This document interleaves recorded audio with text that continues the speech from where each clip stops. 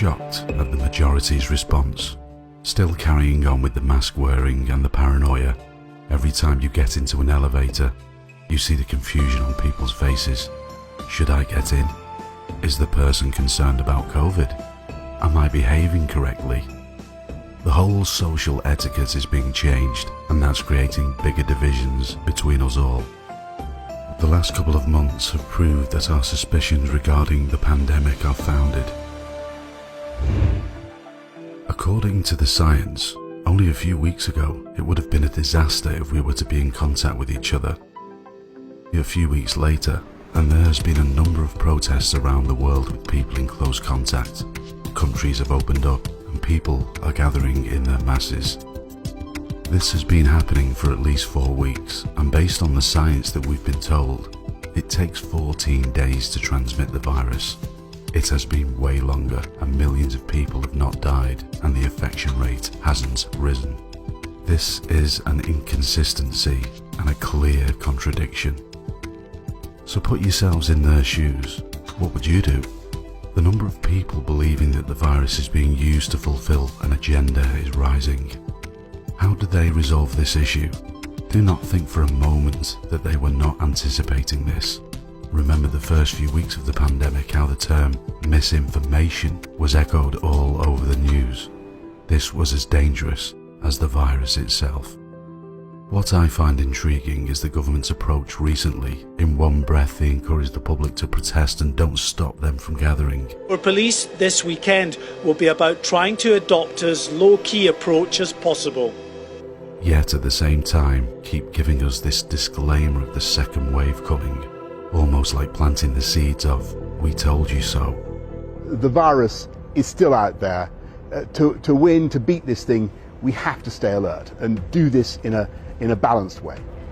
Another plea for caution from the Prime Minister, but is anybody listening? Some beachgoers in Bournemouth weren't when they flocked to the coast yesterday. If they were so sure the second deadly wave is coming, why are they not taking tougher measures for social distancing? They were perfectly capable of doing it the first time around. Why so half-heartedly now? Here is what it seems to be. The first wave was to shock the world, implant the new terror concept in the masses' minds, create divisions, and start the psychological warfare. This phase allows them to monitor the public's response, obedience levels, identifying resistance, as well as starting to implement the new infrastructure. This includes destroying small businesses and start the idea of a cashless society, which is being rolled out as you are watching this in the UK. That's just to mention a few items on their agenda. Something I found interesting, according to the science, viruses can last up to 72 hours on plastic. However, on paper and cloth, it can only last for 4 hours. In late 2019, the Bank of England started replacing all £10 and £5 notes with plastic, and in January 2020, they replaced £20 notes. Maybe the timing is merely a coincidence. Let's go back to what their next move could be. As the number of voices suspected foul play with the pandemic is on the rise, the best way to shut these voices up once and for all is to go for a second and more deadly pandemic.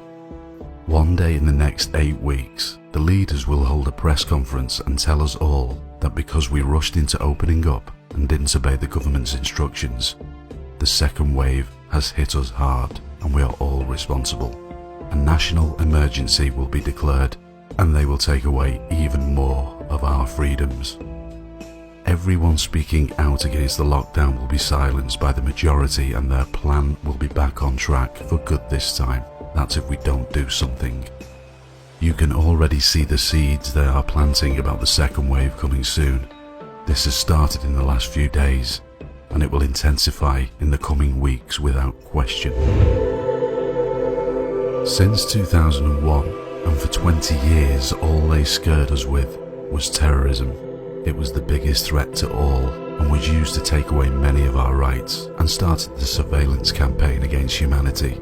But after 2 decades, people have become desensitized to terrorism. We became better connected, so the old model had run its course and they needed an upgrade to carry them to the next phase of their plan. Have you noticed how for the last 6 months there has been nothing about terrorism mentioned? Has everybody in the Middle East made up now and become friends? Today, people who are still actually anti-science, a whole movement called the anti-vaxxers. I'm profoundly optimistic about the ability of new technology to serve as a liberator and to remake the world, to remake the world, to remake the world.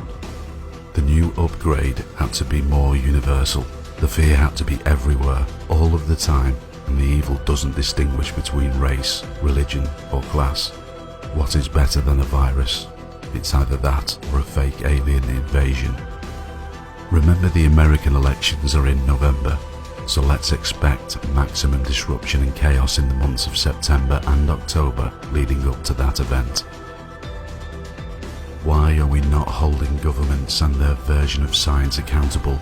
Why is there no questions being asked about the 60,000 people that died from non-COVID related illnesses during the last 3 months?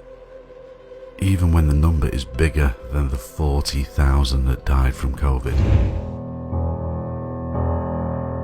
History never looks like history when you are living through it. It always looks confusing and messy, and it always looks uncomfortable. It's time to wake up.